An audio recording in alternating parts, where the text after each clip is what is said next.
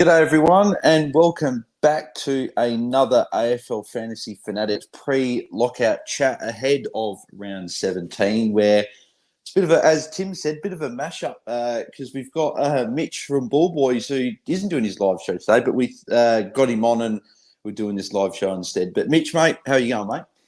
Let's go! I could hear the music. I know, I can hear it too. As soon as I love it. How are you, Mitch? I'm doing good, mate. I'm doing good. Pretty excited for a good game of footy tonight. And it's a big round. I think we were all sort of keen to see how everyone stood after the bye rounds, but I think this might be the round that actually gives us a better indicator on how well your team's set up.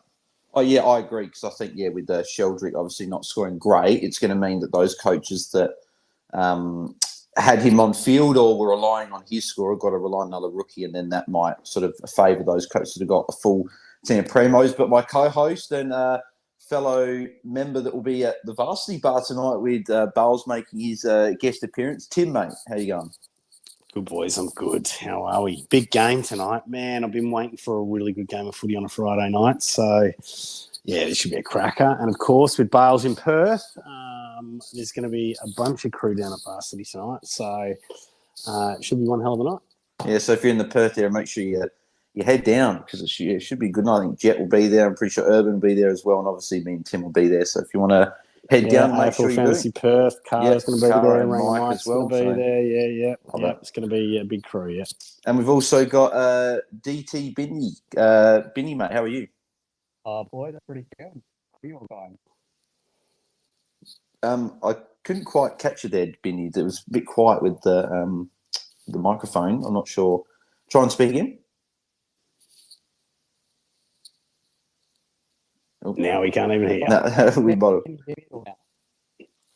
It's kind of like crackling in and out. Might be the mic or something that you're using, the connection.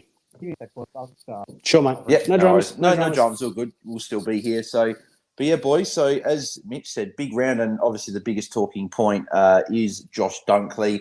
I'd had a look before. He's been traded out by over 32,000 coaches, and that's only going to continue to rise as the round goes on, as coaches make their moves. But with the news that sort of he's out for a week, but there's no confirmation he's out for 2 weeks. It's a must trade, isn't it?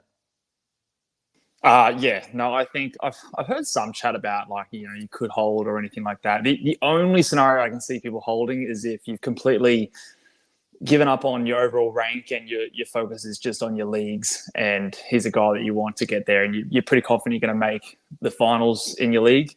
But if your goal is overall rank and you're trying to move up, then absolutely, I think it's a must trade at this point because, like you said, there's no guarantee he's out just the 1 week. And even if he was just out the 1 week at this point of the season, you gotta get off these guys and get the points on the field. There's not too long left. Might have been a bit different if Sheldrick had scored bigger, but that didn't happen. So yeah, that's right. Yeah, and maybe people have got Dev Rob or a Winhager, but I just think it's a trade anyway because a lot of coaches do play for overall rank to try and get the highest possible. There are the few that play for specific leagues, and as you said, Mitch, you could hold if you're playing for just leagues. But I think I'll be trading anyway. But Bindi, have we got you now, mate? I hope so, boys. Have you got me? Yeah, we got you clear. Just hang on. It was quiet on mine. I don't know about you guys, but it was a little quiet. But yeah, maybe just speak up or put the mic close to your mouth or something like that. Yeah, I'll see what I can do, guys. How you going anyway, mate? So Matty Mottram, Jake Lloyd last night. That obviously bad news for Matty, but that's probably good news for you, is it? Yeah, I suppose it is. That's some really shit luck, isn't it? Of course, but it's also this game, right? Made a play, and we've all been stung with it before, right? I mean, obviously, probably none of us have been stung when you're ranked third or fourth or whatever it was for Matty Mottram. So, like I said, all thoughts and prayers, right? Thoughts and prayers, but at the same time, that gives you a shot to move up, right? Yeah, well, I think he was one rank behind me. Oh, okay. Sorry. Apologies. I thought it was the other way around. So he was up until last week, but there was nothing between us anyway. Yeah. So yeah, more or less the same. So yeah, I guess so. It's just Yeah, I don't know. The exact same thing can happen to me in Oh, the yeah. weeks, right? Like Yeah. Will Day, the exact same thing could happen. Yeah. By the way, boys, how is the mic now? Is it any better at all? It's still a little quiet. It's clear, but it's a bit quiet. But we can I think we can get yeah, by we can with hear you clear, but it's fine. It's fine. Yeah, it's fine. It's no issues at all. All So, right. Sorry about that. but I've ordered a wired no. headset because this is clearly causing some issues. Mate, that's all good. That's all right. But Tim, when you said people get burnt by these injuries, I got burnt by 2 million round 6 when I was third. I mean, to bottom in the content creators. Yeah. So, I mean, Mills, right? yeah, Mitch, did you have a -3 from Mills earlier this year? Oh, not quite a -3, but I had a +3, which, you know, a little bit better. But no, we all got to deal with a bit of bad luck at some point. But yeah. And I'm just having a look actually with we've just been at Jake Lloyd, and Nanko's been sent straight to the tribunal. So Nank will be out for 3+ weeks. So if you've got him, he's already a must trade for next week. So that could be a forced trade for coaches already that have got him as a bit of a pod. But yeah, so boys, so what are we looking at doing with Dunkley? So because he's so expensive, there's so many options you can go to. You can go down to someone like I did a Mills last night to then get that final rookie off field. You can go to another top line primo. You can go down a little bit, which means you can maybe go down to let's say a Cogs, and you can maybe go a Will Day up to like someone in that sort of high 800s and do sort of, or even a Darcy Cameron and sort of do like a mini little upgrade. So what are we looking at doing, Binny? What are you looking at doing with Dunkley? Really interesting question. Hang on, that's perfect. We can hear you loud. It's perfect now. Well, that's really good to hear. Really interesting question. So, for anyone that doesn't know, my little brother also plays fantasy, and he's ranked in the top 50, I think, at the moment. And he's I had a chat with him because he's in Spain. So he's like, oh my God, what should I do with trades?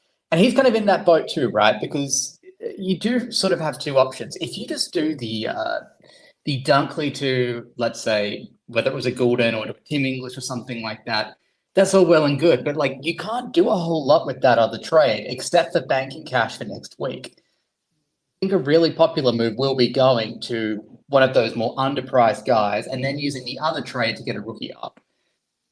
That's not where I'm going. I'm going to be doing Dunkley to Tim English because I need to get Tim English. Simple enough for me. And I've sort of planning for next week, right? So next week we have Sicily coming back from suspension. I want to have the cash ready to grab him. Yeah.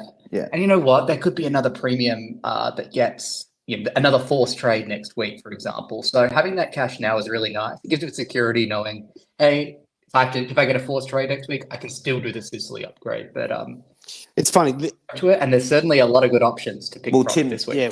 Tim, that's what you're doing something similar. Yeah, so actually, Bales and I were having a chat just before the pre-lockout chat because once again, I've been really like, bloody hell, what the hell do I do this week? And I guess the circumstance for me is I've still got a rookie on field. You know, like I obviously looped Sheldrick last night, but I can through that spot I can still loop Dev Rob. I can still loop Marcus Windhager. So I'm gonna have to take that this week because I can't really get anywhere. But it's been like, do I, go like a Josh Dunkley to like a Christian Petrarca, which I really like as a pick. You know, he's obviously one of those guys that can go 120, 130 in the midfield spot, which is where you want to. And no Oliver for 3 to 4 weeks. So you're trying to maximise those points. And then it's a question of, okay, I've got Darcy Cameron. Do I, like I could sideways a Darcy Cameron to like a Sheasel or a McCluggage or a, or do I just do a nothing? Well, it's not a nothing trade. It's a downgrade on the bench and bank, $175,000 cash. So next week, I can get Sheldrick up to a 950 plus primo in the midfield. Hearing those options, I know you didn't explicitly ask for advice, but for me, it's option 3 for you, mate. Like, I still think, Darcy Cameron, he had a bad score last week, but matchups for DCAM, that was his kryptonite, that matchup. Had an awful game against Gold Coast last year as well. Still good for a 90 average while you keep him in the side. And that 175K that you can bank, Sheldrick up to anyone, or even if you wanted to do, say, not sure if you have like a Will Day or like price premium, getting one of those up to a Sicily or to like an Uber Premium, I think gives you a lot of flexibility there. And yeah, decam to Sheasel, you know, that kind of just seems like a bit of a nothing trade. Yeah. You know, Be fair, I think Sheasel, bloody hell, with the Zeeble news, like that's great. But they could score the same. This is what we were saying, Bales and I. It's like they could score the same at sideways. I mean, that $175,000 cash, it's not doing anything for me this week. But next week, it's Sheldrick to Doc or Sheldrick to Sarong or Sheldrick to Sicily. Or, you know, and then I've got no rookies on field, and the only not in best 22 I've got would be Darcy Cameron, Gavin Wangane Malera, and the Berg. Yeah, so no, it's looking good there. And then Mitch, mate, what are you looking at? What are you looking at doing with Josh Dunkley? Because we spoke on Monday, and we sort of were speculating. Oh, if Dunkley misses, we could do this, but we didn't actually know if he was going to miss. But what are you looking at doing? Yeah, I think so. I already tweeted out one of my first moves, and that was getting in Mills from a rookie. So I had that one rookie left on the ground from last week, and I wanted to make sure this week that I got off that. And the best option I thought that was out there was Callum Mills. The only shit thing was he played on that first game, so you sort of have to make that trade before you even see a Sheldrick score. And I think luckily enough for me, Sheldrick actually scored poorly. So those people who it turned out to be the play waited might have a bit of a tough situation. So I had a little bit of money cash banked up, so I'm going to be going down to sort of a premium forward. Sort of been deciding between Cogs and McRae all week, but the Sheasel thing has been really interesting. The news tonight was Zeeble out, and if you look at North Melbourne's run, it's actually super juicy. You know, they've got Geelong this week, but then after Hawthorn, St Kilda, West Coast, Melbourne, Essendon, Richmond, and Gold Coast. Like, those are all easy matchups, especially for defenders.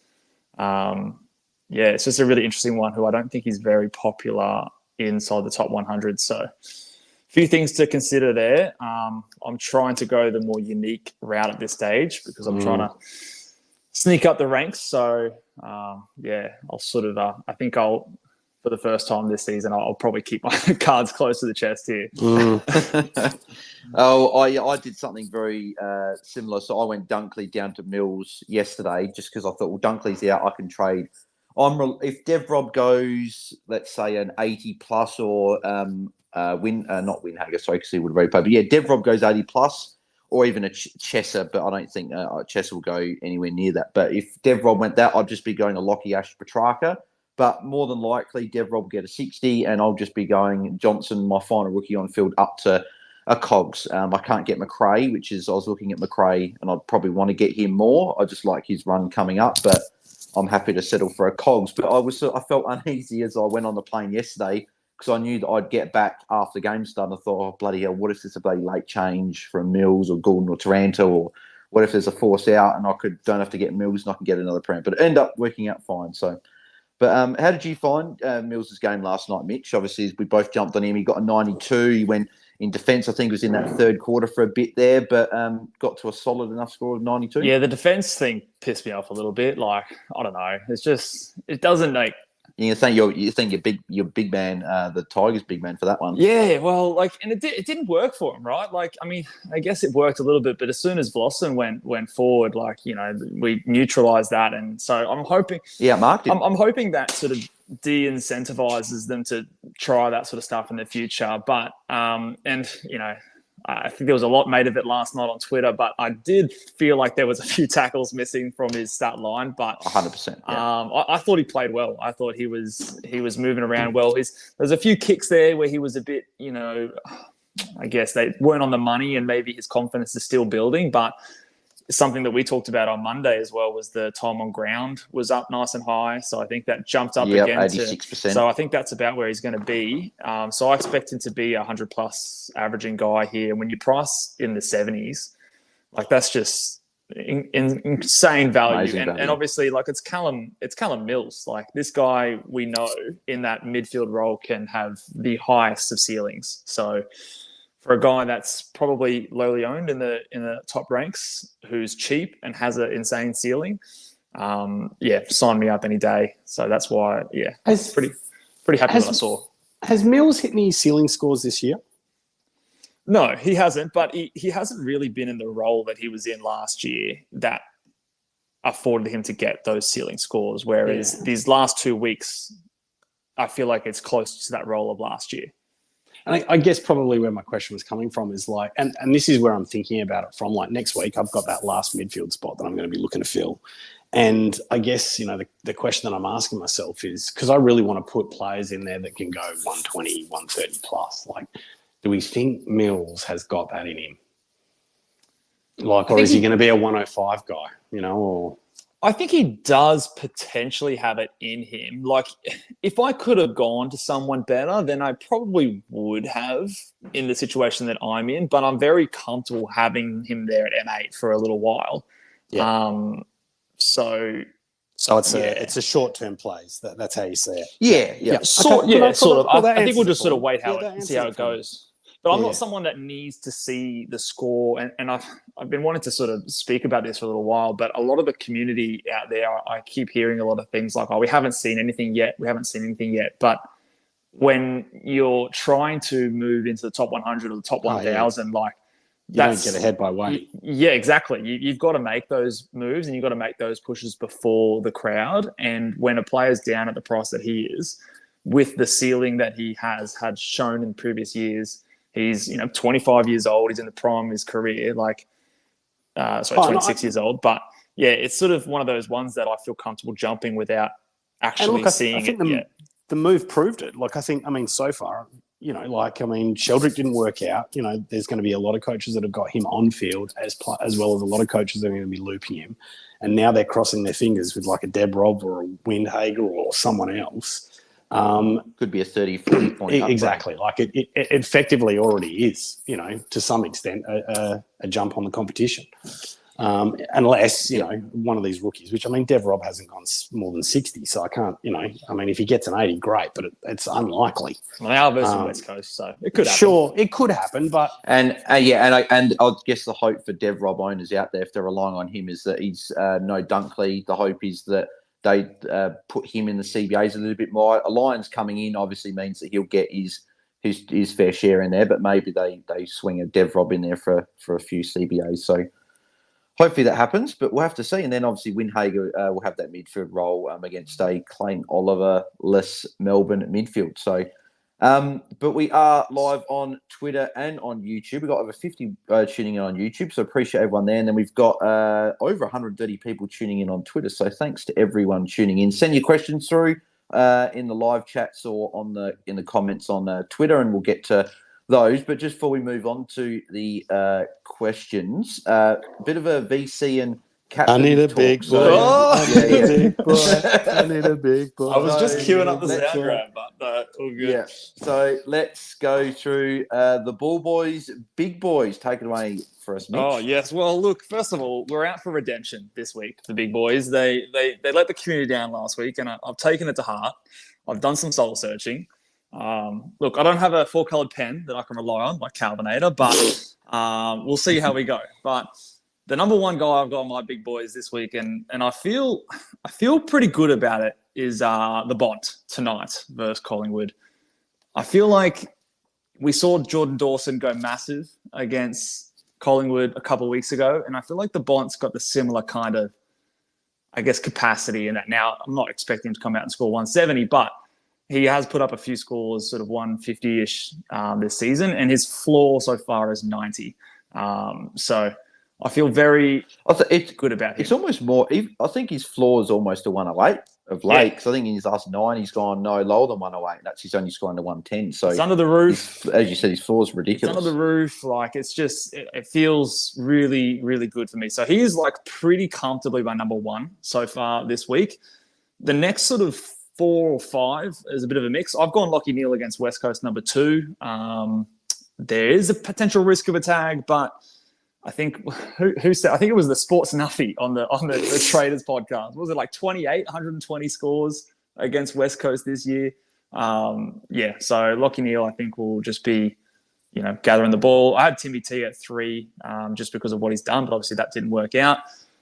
Tim English at 4. I know Collingwood have been restrictive for rucks, but I still think Tim English is obviously a different beast. And, Have they really? Have they been restrictive? I thought they've been giving up points, but maybe I've looked at the it last wrong. little while, I think when I think of Collingwood, I sort of initially think the same thing. But again, according to sort of the DFS website and Selby's sort of resources combined, they're not Last 5. not the most restrictive, but they're not as easy as you would expect. They're pretty restricted. So, last 5, only 20% of rocks are beating their average against Collingwood. Now, that being said, Tim English, out of all the rucksmen in the competition, is the least like a ruckman. He's basically a midfielder. So, they're quite good to mid. So. Yeah, so I think for me, he probably would have been above like a Timmy Taranto because I didn't love the Sydney matchup, but the Collingwood matchup kind of neutralises it as well. So he was at number 4. Petrarca at 5. I think he could be really good against the Saints. I've actually been really impressed with Petrarca. I was keen on him as a player, but I thought the last 2 matchups were going to be tough for him, but he just went, nah, stuff that. I'm going to go out and score points anyway for fun. So I think he's actually coming into a good matchup for the next few weeks. I like him at 5. And then I've got Dawson at 6. So those guys I had a tough time splitting, but Essendon, again, we kind of think of them as a bit of a cushy matchup, but they have actually been restrictive for inside mids as of late. I still think that Dawson's probably one of the best players in the comp, so he could come out and smash it. But I have him down at 6 at the moment. So, and then Goulden 7, and the rest we probably won't even need to bother discussing. But yeah, so those are the big boys. So Can I throw a couple at you? Yeah, Mitch? hit me. So, look, I mean, this is the world we live in now, right? Like, captain pickers are held accountable and compared against their peers, right? It's the pressure. Right, so the Aaron De La Porte content creators captains for round 17 has Jordan Dawson at number 1. Which I love, by the way. I love that resource, and I think that's an amazing thing for the community. But yes, I did see that. Any thoughts on why you wouldn't have Dawson at number 1? I don't know if it's the contrarian in me, but I don't. I know a lot of people take like form into consideration a lot. I try and just think about what do I think this player is? Is he a 110 guy? Is he a 115 guy? And then I look at the matchup and I go, okay, is this a positive matchup? Is it a negative matchup? And I compare them across those sort of top dog players. And so when I don't give away your criteria, mate. Don't give away the secret sauce. Look, it's a fine art. No one can do what I do. You can't teach what I do.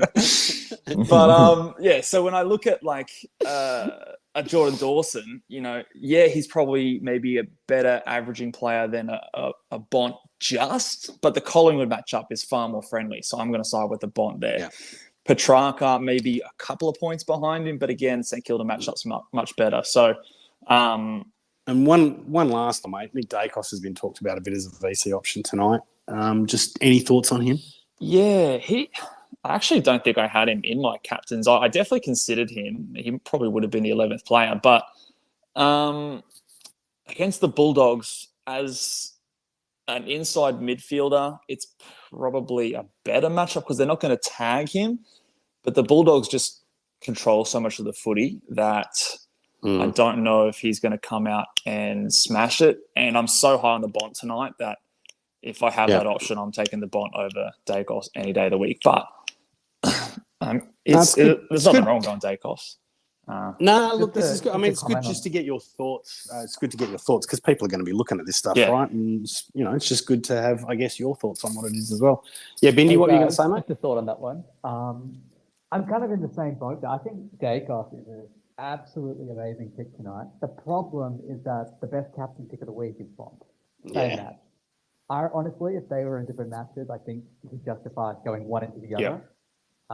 Dacos, do you think he'll play inside mid this week, or will he go back? Yeah, well, you think he'd go back with the going that's the interesting thing. But he's been playing so well in the inside position. Like, I don't know how you push him back out of there. I think the reason I would see it happening is going, but you're right. Like Maynard's out as well. Anyway, that might be something where Degoe in, Maynard out. They just push him back, maybe. maybe, but Maynard's Maynard's an accountable he's a player. bigger, Sorry, guy. Paycox isn't as much. Yeah, and look, the general defender matchup against the Bulldogs is really strong.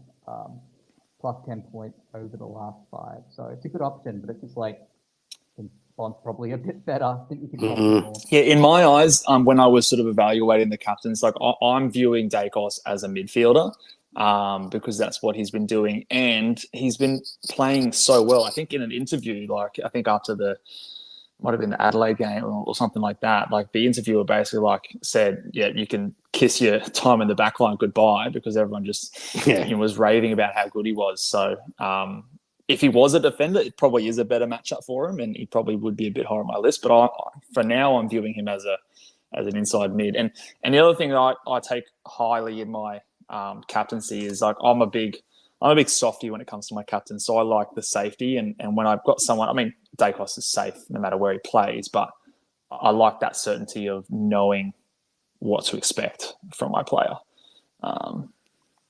As we know, mate, the 2 S's. Safety ceiling, yes. Well, so we've gone through the captain. So Mitch, I think you have got Neil. So you're going VC Bont into Neil, I would assume. That's the plan at this stage. Yes, correct. I'm a little nervous about Neil, but I'm just hoping that Bont gets it done for me tonight. We'll see. Bindi, what are you looking at doing your VC and C, mate? Tim Taranto into Bont. Sweet. And then Tim, I think you went different. You're going different VC at the moment, I reckon. Well, no, I always just make sure I have my VC and off, the Thursday night game. But I did initially put my VC on Dacos, but I think I'm going to have it on Bont for tonight, and then I'll roll that into Dawson for the captain. See, I've been English for most of the week, and now part of me is just like, do I just go Bont and just lock him in as the VC and go Dawson captain? I don't know. I thought English is. I think English is going to go big, but I don't know. They've got me second guessing myself. Yeah. Well, English only got 2 votes on the Aaron Delaporte captain content creator, whatever it is. Whereas who was the other one? Bont got 10. So there you go. That's what the I think those 2 votes for me as well. So there you go. Quite, yeah.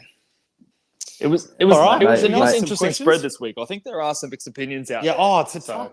Mate, this is a big week. Hey, with Dunkley out, there's a lot of different options that people could be trading in, and then there's a lot of different captain options for this week. So yeah, while last week, it was really hard to separate the crowd because everyone scored so well, including rookies. But this week there could be a much different spread. Yeah. Sweet. Port Adelaide have a nice matchup as well, and I don't think I've heard anyone talk about the Port boys, Butters and Rosie, both probably valid options too. Yeah. Yep, definitely good shout. Could be good VC option. I think they've got the Twilight game tomorrow, I think. So, but we'll get into the questions from all the listeners. So the first one comes from Emily, and if you do want your question answered, make sure you send them through in the comment section or the live chat on YouTube as well. So Emily's got the first one here saying, hey guys, who would you be selling first out of Windhager or Hobbs? So I can go Hobbs to English, which leaves one rookie on field being Windhager, or I can go Windhager to Cornelio, and then there'll be no rookies left on field. So, Mitch, which way are we leaning in that scenario? I'm getting Windhager off the field, I think, in that scenario. I think Hobbs is still someone you're going to want to trade in the next few weeks, but he is, to me, looks like a more natural scorer. He's still getting centre bounces. So I think, as tempting English is, I think you're trying to get the rookie off the field, in my opinion. Yeah, I think that's probably the play. We have seen the rookies put up some bad scores, and there's nothing to say Windhager will go well or poor tomorrow night. So, but then Emily also followed up there with saying a captain question. Who would you put the C on out of Laird and Cornelio? So there's obviously 2 players we didn't hear, Mitch. I think we've probably got a bit of anger towards Lairdy after last week. Yeah. I felt good about. I don't know. Yeah, I don't know. I think Laird. Who's he got? They got Essendon. I actually think this is a game that's suited for Laird, but then again, I think every game's suited for Laird. I feel like you're still back in Laird there. We haven't seen much ceiling from Cogs. I think he's only had 1 game over like 120 this season. So as good as his matchup is, I still think it's probably Laird. Yeah, I agree. I think I'd be going that way as well. Brendan saying, so who changed their trades after Sheldrake was terrible last night? Hello, Liam Henry. So what do we think of Liam Henry there, Bindi? A few coaches have been asking about him this week. Is that maybe 1 or 2 week play that could make a little bit of cash? Look, Liam Henry's clearly valued. Even if he scores poorly, going to gain a lot of money. I think, look, I don't think it's something that someone in the top 500, top 1,000 really would like to be doing. It is obviously very risky. In best case scenario, he probably still isn't competing with the top players in his line. But for someone that wants to make a big move, take a bit of a risk, get a really, really big player, and get a rookie up the field, go for it. I guess go for it. So he's got a great matchup this week with Freo being probably, I think they're the best side to score against for wingers, but then it goes the complete opposite way next week. He goes to the half side to score against wingers. So, look, he's a player. He's going to make some money. He's going to score this week, but you're going to want to get the hell off next week. Yeah. The pick would have made a hell of a lot more sense in round 5, in my opinion. That being said, it's completely dependent. If you want to make a big move, get a super unique pod, then go for it. Yeah, especially with Sheldrick not scoring, like if you could get like a Windhager up to someone like him and that gets your last rookie off field, I think it's a play. But and it could get you that bump as well. But yeah, I wouldn't be going down to him or anything like that. Yeah, Tim, we spoke about that on Sunday night with George and JD. We were saying that it's probably like the Clean Coleman's, Liam Henry's, guys in the sort of fight, like Sam Flanders, with sort of like if your team is in a good position, it's probably not the time of the year to be doing this. Whereas I guess if you've got 2, 3 or more rookies and you're in a spot of bother, then these guys could still be options. But yeah, as Mini Monk and the guy on the coach panel like to say, it is team dependent. So, but we've got one here from Connor. So he's trading out both Day and Dunkley, but he wants to know which combo to bring in. So, Tim, who would you be bringing out of Petrarca, Sarong, and Treloar? Which midfielder for Dunkley are you bringing in for him? Petrarca would be first.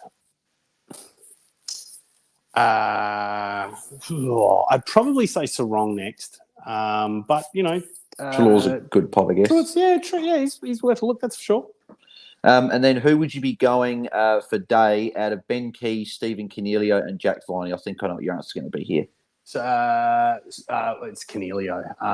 So Ben Keys, I mean, obviously he's probably tagging this week, which means he's in the midfield, so he might score. But I just don't see him being one of those top 6 players. I'm still a fan. I mean, it's a tough one, right? Because he lost the role last week, but then had a 130. You kind of would have preferred that he either still had the midfield role and scored more than 30, or you lost the role and had a 60. So. But Jaden put up the stats throughout the week and actually said that Ben Keys's points scored was still really high, scoring around stoppages. So he was like playing that sort of fourth midfielder role. So. Yeah, we always have to I always feel like you're always just that little bit optimistic with Crows players, right? Like, I just couldn't. I'd still go Cogs as well. I agree. Yeah, Can I make a suggestion about that trade? Yeah, so, in my mind, Will Day to Keys /Cogs/Viney is a bit of a nothing trade. It's a very slight upgrade. Will Day is a 6 defender, but he's probably top 10. He's in a fantastic role. Has a great matchup this week and could score well. One thing I would consider potentially is doing a rookie downgrade, banking some cash, and then next week you could consider doing a Day to Sicily and then another upgrade or something like that. But when trades are a dime a dozen, it's just because Day could outscore the other guys this week. Oh, totally. He definitely could. Look, the week before last, he went 120th, didn't he? So hard not using that trade. It's so hard not using that other trade to upgrade or do something on field. Like that's what I've really struggled with. I feel like that too. Maybe the right thing to do is not do anything, and it's like Jesus, it just doesn't feel right. Yeah. Look, Will Day, what's his last 3 average? About must be 100. Yeah. Okay. Yeah. We'll keep smashing through a few questions here. So we've got just over 20 minutes to go. AFL Fantasy Big Fella says, Crouch, Treloar, or Parrish. So I know that the coaches panel boys were saying, and I Rich was talking about this as well, and saying that a lot of people are just going to sort of say Crouch because of what he's done, but Treloar and Parrish are good options to have as a pod to maybe help you rise in rankings. But Mitch, does that change your thinking, or would you still go Crouch, or would you go Parrish or a Treloar over him instead? I think this might depend on where you're ranked. If you're highly ranked, then maybe Crouch might be the play to be a bit safer. I'm going to eliminate Treloar here, and I'm not dismissing the idea. For me, there's something about it personally that I just don't trust him, his body, Bevo, all the above. But Parrish is probably the pick for most teams. I think if you're trying to climb rank as a bit of a unique play, his floor this year has actually been extremely high. We talked about Bont being a 90 floor. Parrish has only gone below 90 once this whole season. So I think of all those players, for the uniqueness, I'm probably going Darcy Parrish. Yeah, I agree. And the fact that Merritt has been playing so well this year, he's going to cop the attention, which means that Parrish shouldn't get much attention, but we'll have to see. Kat says, bring in McCluggage for Johnson at M8 or Bont for Dale via DPP, Tim. So what are you doing? Are you going Dale to Bont or are you going Johnson to McCluggage? Tim? He's on mute. I don't know where Tim is. He must have gone for a sec. I'm back. But, sorry. there he is. Sorry. Do you hear the question? But I've forgotten it in the stress of trying to get off mute. What was it? Dale to Bont via DPP. Yeah, or that's going right. Johnson to McCluggage. No, Johnson to McCluggage. You got to get the rookie off field. And I love McCluggage this week. I think he's a great pick with that matchup. I think he could easily pop out a 120. So yeah, I really like that. I like that pick. I mean, would be nice to bring in Bont, but I think you've got to get the rookie off field. Yeah, I think I agree with that one as well. Kyle's got this one, Bindi. So he says, with Zeeble out, is Sheasel a better option than a McRae or a Canelio? That's a good question. I'm interested in your answer here too, Bindi. He's more value than Caniglio or McRae. I don't necessarily think he's a better option. What do we think of Sheasel with Zeeble out? I think it's good. What do you think he's going to score? I think it's good too. You have all the kickouts. Yeah. Yeah, he will have all the kickouts. I think it's great. But look, I love the Culture and McRae options as well. Look, I would think the way How do you rank them? Are we worried about McRae ranking. and Bevo? I mean, I am. I don't Slightly. want to go anywhere near him.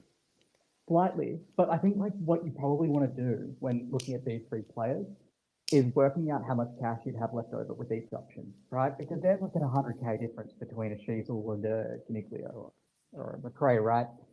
And think about what you could be doing with that cash next week. Because if you say, like, is Sheasel going to average more than those two? I wouldn't necessarily agree. But if you say, hey, I can get Sheasel this week, where it's probably going to be 100 plus, but then use 150K that I say next week to do a will day up to a Sicily or something, then all of a sudden it makes a lot of sense to me. Yeah, I think I agree with that too. I think look at your bench and look at your options for the following week. Like, who do you have to move off of either this week and next week? So say, for example, if you're going Dunkley down to Sheasel and that can get you a rookie up to another premium, and you can't do that with the other two, then I think that's the play. I think they're all somewhat unique up the top. I think that Sheasel is the most commonly owned, with McRae being the most unique. But McRae is probably the most volatile in terms of roles. So there's a bit of risk reward there. And Cogs is kind of that safety guy in the middle there where his role is pretty safe. He's a senior member of the club, so he's going to get his touches. We haven't seen super high ceiling from him, but he's in an extremely friendly role. And just because we haven't seen the high ceiling from him yet doesn't mean he couldn't pop out a 130 over the next couple of weeks. So, I think the answer to this is going to be, like Biddy said, depending on what the savings of the cheaper guys allow you to do, and how risky you want to take it, how unique you want to go. So, Bindi, if it didn't matter, let's say it didn't matter if the cash next week for the Kyle, the Arsenal there, how would you rank the three if it didn't matter the cash for next week? In terms of what I think they're going to average? Yeah. McRae, Cogs, Diesel. Yeah. McRae and Cogs are very close. Yeah, I think. I want to just throw there's a caveat here. McRae could get Bevo. I'd be really scared of that. That being said, like, he stays in this role, he could be 10 points better than the other two. The only thing is as well, McRae has been scoring hundreds of late, playing pure sort of forward that pushes up, whereas last week he got that bump in CBA. So I still think he can score well without the CBAs because he's shown it for over a month now, and he's got used to that role. But yeah, definitely that is the sort of that sort of fear factor with McRae being bevoed. Will's got the next one here. So he says, Mitch, he said, would you hold off on Briggs to English and go Petrarca, moving a DC into the ruck, so going Briggs to Petrarca instead? Next week I can decide on Cherry or English. So you just biting the bullet and grabbing English and leaving Darcy Cameron in the forward line, or are you going to Petrarca, putting Darcy Cameron in the ruck? I think that I'm going English. And the reason I'm thinking I'm going English is because I'm pretty certain that English is going to be a top 2 mid. I do think that Petrarca is going to be a top 2 ruck. I do think Petrarca will be a top 8 mid, but I'm not certain of it. So I think at this point of the season, I'm locking away the guy that I can guarantee is going to be in that best 22 and figuring out the rest later. I don't want to be fucking around with like a Tristan Jerry or anything like that at this point of the season. Whereas he's an option for next year though, Cherry. Yeah, great option for next year, but my starting ruck next year. Lock it in. We're back on the island. Well, yeah. When you said top 2 mid accidentally for English, I was like, well, he technically is a top 2 mid at the moment based on the way he goes about it. But look, there's so many other unique midfielders that we can choose from, whereas there's only a few rucks to choose from. So I just think lock that away, get that in, and then go for the mids. You'll have a few other options next week. Yeah. We've got another one of the regular guests that's on the Friday Spaces is Jet, mate. How are you? Good, guys. How are we going? Yeah, good, thanks, Jet. How's the week been? Obviously, with Dunkley throwing a big spanner in the works for everyone. Oh, yeah. Look, I embrace it. Gives everyone a variable because he's so highly owned. So I enjoy these scenarios pretty well, especially when I have 300 grand in the bank ready to spend anyway. Oh, mate, love it. Well, what are you looking at doing your moves in with all that cash? Well, after Sheldrick last night, Johnson gets upgraded. So it's probably going to be Dunkley to Sarong at the minute. And I'm not sure about Johnson. I've got 870 grand to spend. So Tom Stewart's in the mix. He's probably the most likely one at the minute. So, yeah. Have you already got a Cogs? And a Sheasel, or have you no, looked at maybe because we're talking about. I got Sheasel. I traded Butters to Sheasel last week. Oh, of course, yep. Sorry, yeah, you did, yep. Generate some cash. So yeah, Johnson's my last rookie off field, so pretty happy with that. Although I do have a Scrimshaw if you count him. So yeah, the plan will be Scrimshaw to Sicily next week with Sheldrick as the second trade. I think he's hurt his ankle there. He sat off pretty much. Yeah. That whole last quarter. Yeah, I did. Although the game was in the balance, it was a bit bizarre. So, and you can see he wasn't moving well. So yeah, that's the pre-planned trades. It kind of works. Sicily obviously has a low break even, and Hawthorn are playing through the back line a lot. So they got North at Marvel as well, which is a fantastic matchup. Yeah, so there's some ideas there, pre-planning, which I love to do, get the spreadsheet happening. So yeah, we'll see what happens. Sweet. And then what are you looking at doing your VC and your captain for this week? I know you might like to maybe go a little bit different with your VCs, that big sort of ceiling player. Yeah, I actually stuffed up last night. I was at footy training with my boy and I left the V on Taranto. I thought I'd changed it. So anyway, that's locked away. So it'll be Captain Dacos tonight, mate. With Bont, I feel like he'll be chasing a lot instead of getting the ball. So, getting the ball as much as we need him to go a big ceiling score. And then Dawson, I'm just worried about Caldwell and Dawson a little bit there. So the other option is to captain Sarong against Carlton in that last game. But at the moment, I've got the C on Nicky D. Yep, sweet. I love it. Jep, you're a big Eagles man. What do you think happens with O'Neill and Lockie Neal tomorrow? O'Neill. Well, what do you think happens? They Lachie haven't Neale? used O'Neill at the stoppages for 7 weeks, 6 weeks. So there's no tag coming there, in my opinion. O'Neill was great to go to Sinclair, and I said it on the Plus 6 podcast. It was actually pretty funny watching Ross Lyon come down at quarter time and literally grab Sinclair by the jersey and throw him into the midfield group. So, O'Neill can tag on the outside, so maybe like a Zorko or someone who can link up and provide a connection, even Coleman, someone like that. But he won't tag Neil. They don't like him at stoppages because he's no good. All I'm hearing there is Lockie Neal 140. Book it. I'd be bloody nervous about captaining Neil just because of how the game goes, right? And he's an older man and time on that ground management. We all know it's coming. It's happened before. Yeah, I don't know. Not someone to go to. What happened? It was a week or two ago where it didn't work out well for a certain player. I can't remember who. It was Callum Mills, with the caveat that Callum Mills was coming back from injury. So sure, yeah. I'm actually with you. I'd be concerned about that too. Like this game could be blown out pretty quickly. I don't know. Lockie Neal just strikes me as that thirsty stat padding guy that just loves it in his hands. Oh, he does. He definitely does. I agree with you there. And I don't think he's in Brownlow contention this year. Otherwise, and that's half the reason why I'm going Nicky D. If Lockie Neal was in Brownlow contention, then I'd do it. But I think they got bigger fish to fry. I reckon that's a sneaky like extra bit of criteria that we should be considering as well for the captains. Like I reckon the Dawson thing, there's a bit to that as well. Taranto, like all these guys are just hungry for as many possessions as they can get, even when games are done. Yeah, Dacos, yeah. So I reckon that is a sneaky thing to keep in the back of your mind. Yeah.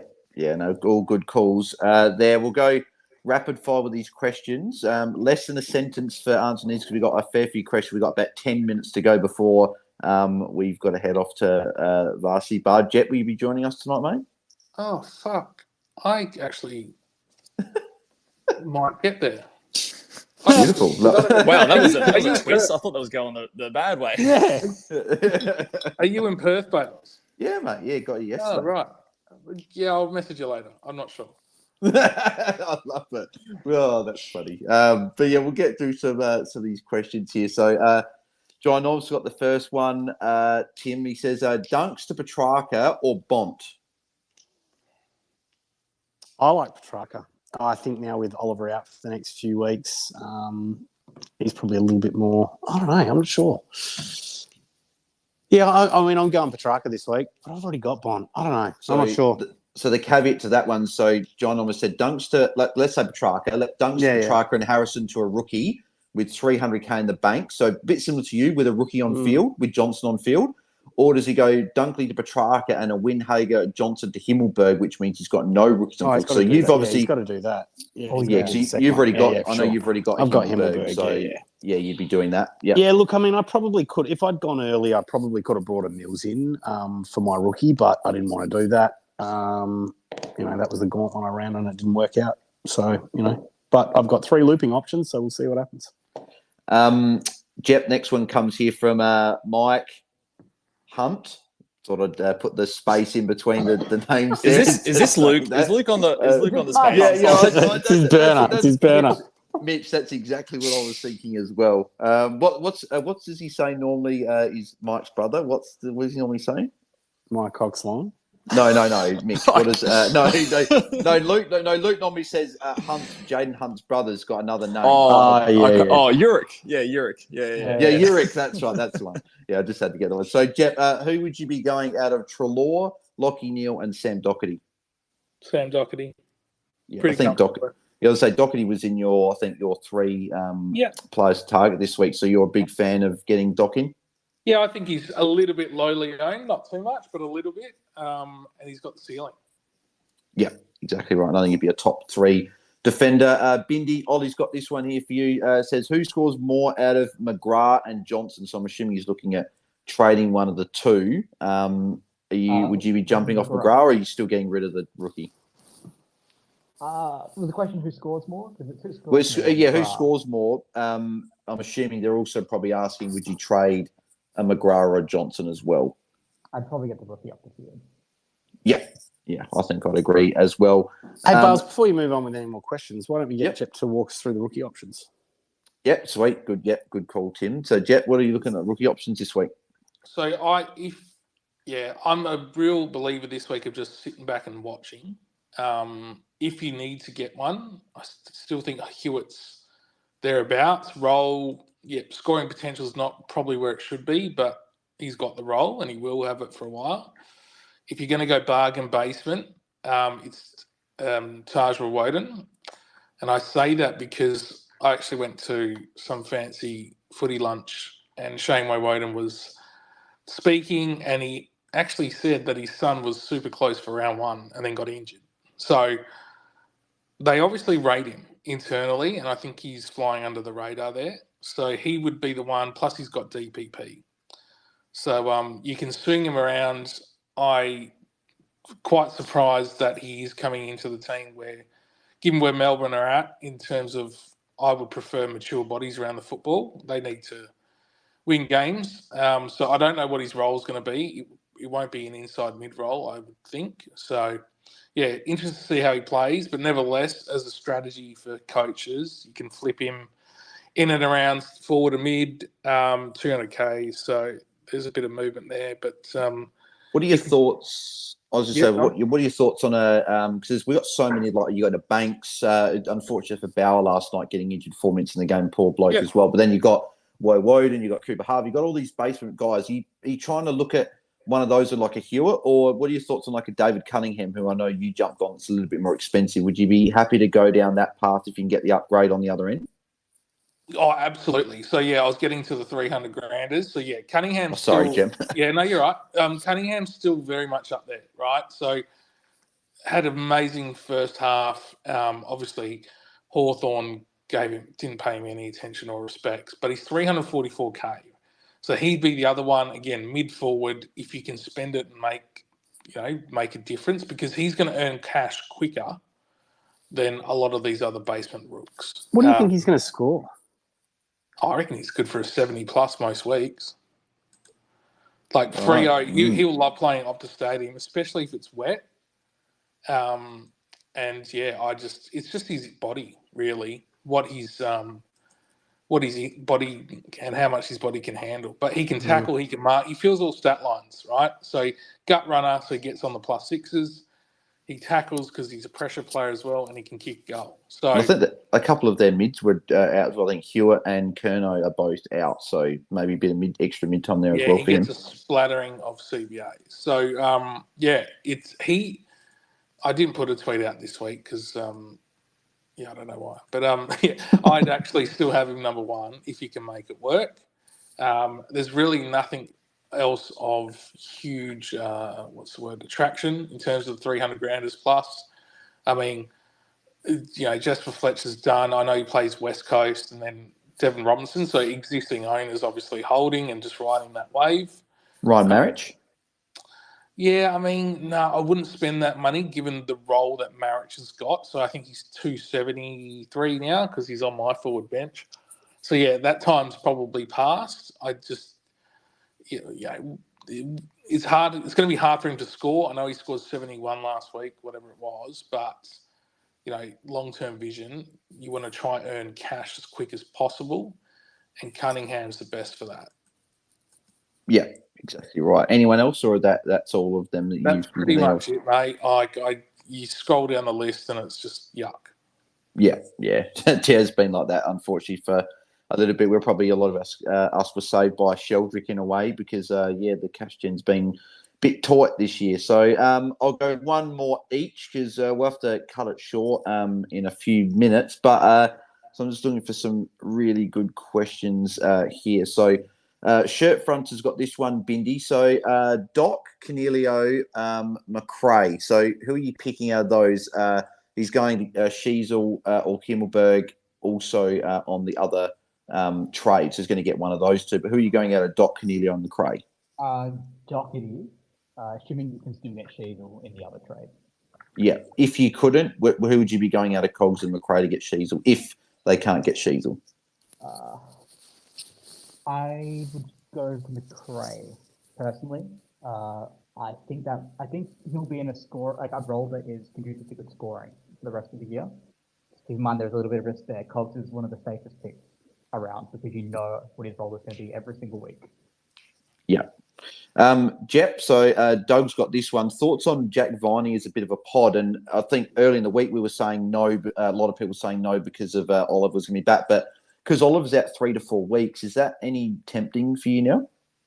Yeah, he's one I'm looking at as well. So it just depends how the week pans out. But this is the time, like for my team, I'm ranked, 6,000, 7,000 in between there. I don't give a shit anymore. So I'm going to pull the trigger on these types of moves. Yeah. And I'll go 2 more questions, one for Tim, one for Mitch. Let's have a look. Trying to get a good one here. So MJ's got this one here. So should I take Gordon VC or go Bont as captain? I can answer that for everyone. You take Gordon VC 126 every day of the week. You lock that in. What have we got That's here? not a question. That's actually, just a brag. That's not a question. The flex. MJ. Yeah. Is that MJ? Oh, here we go. Actually, is that MJ from Coach? just another MJ there. Actually, I'll give this one to Jeff as well because being the rookie man. Big B says, who are you fielding out of Seamus Mitchell, Windhager, and Johnson this week if you can't loop? I think Johnson because it's going to be wet-ish. And it's going to be more of a contested game, and that will suit him. Yeah, and I'm assuming if you can loop, you'd be trying to loop Mitchell into Johnson. Yes, yeah. So Berkey's got this one here, Mitch. Took versus Walsh. He's keen on both. So what are your thoughts on both those? So we haven't spoken about them much this week. Walsh potentially getting forward to us and Took coming back from injury. I don't think you can go to Took first. He's missed a lot of time. It's not a small injury that he's coming back from. So by process of elimination, I guess it's Walsh there. But would you really want Walsh? Walsh though? I mean, I'm not saying go Took. I'm saying get someone else, surely. There's a reason nobody's talking about these players this week because I don't think either of them are good fit, personally.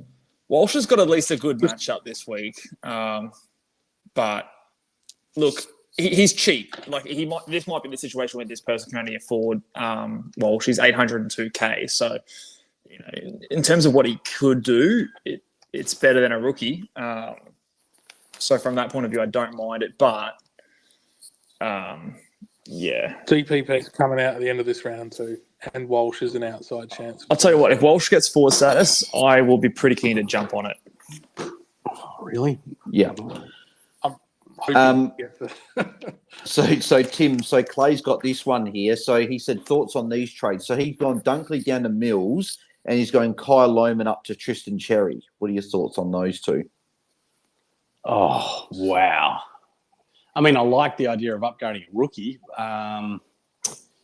Tristan, how much is Tristan Cherry? 550. 550, there you go. And what is he, ruck forward or anything like that? No, just pure ruck. So he's probably out of Darcy Curran in okay. his ruck. So he's probably just swinging forward. It's probably the best he can get to with Lohman. But would you maybe say if he's got a more expensive rookie, get them up? Yeah. Like you don't want to be in that no man's land, I don't think. You want to try and get up to the mid 700s. Hopefully you've got a Johnson or a Windhager or Sheldrick's locked away now. I'm just trying to think. Yeah, I don't really like it. But I'm finding it hard to present a different solution. I guess if Loman's the most, if you're decimated on your bench, Clay, and that's the best you can get to, then I don't mind it. But if you've got a more expensive rookie, then you can get up. So, and I'll go one final question. You answer one. So Sam Thornton said, "Hey lads, great work on the content. Thanks, Sam. Windhager to Himmelberg with Miller. I'm assuming it's Wayne Miller, because you wouldn't be saying that. Yeah, I'm assuming it's Miller on field or Miller to Dock with Windy on field. I would actually rather get Dockett and keep Windhager on field. I think that's better than Himmelberg and Wayne Miller, if that's the case. If it's Wanganeen Miller, you're not trading him, and I would rather go and get Himmelberg. But yeah, that's where I'd go with that. But we'll have to cut it there, gents, because actually, thanks. Brendan sending in a $25 super chat over on YouTube. Thanks, mate. Really appreciate the support there. You donated a little bit to channel Brendan there. So what a legend, Brendan. Thanks. Good job, mate. Yeah, thanks, Brendan. mate. And he says a couple of beers at the Varsity Boys. Thanks, mate. Yeah, we'll be having a couple of those. I don't know if I'll be having any beers, but I'll be definitely having at least a couple of drinks and having a good time. So, and then Urban said, "See you at Varsity, Jet." I wonder how many beers Urban's already had.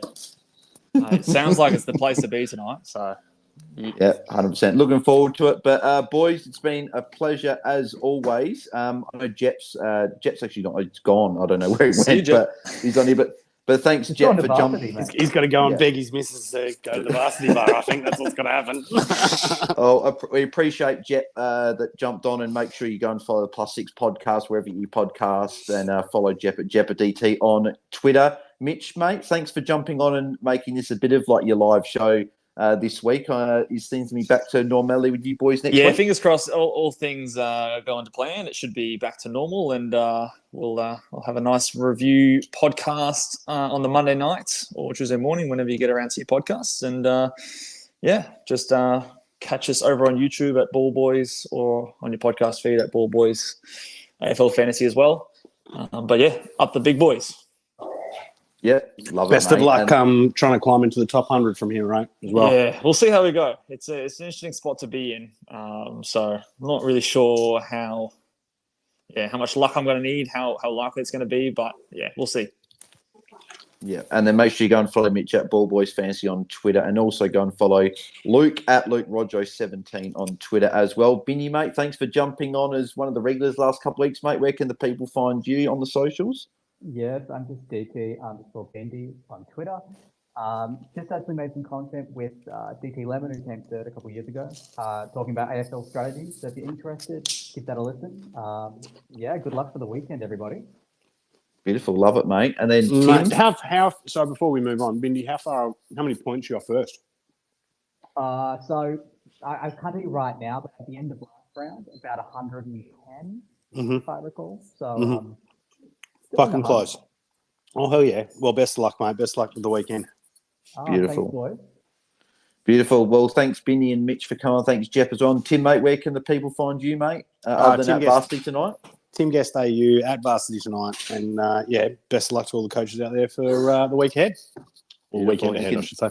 And you can find me at BalesDT on Twitter, and then trulybailshd on YouTube. Appreciate everyone that tuned in on Twitter. We had over, I think, 160 listening on Twitter, but also having over near 70 on YouTube, which is great. So thanks for all the support, guys. And we'll catch you on Sunday night for the usual round review. Could be a little bit later because me and Tim may be going to free game. We'll keep everyone updated on the socials, so make sure you're following us there and keep up to date. But we'll tweet out later on, and we'll catch you guys on Sunday night. So good luck and see ya. Let's go! See ya! I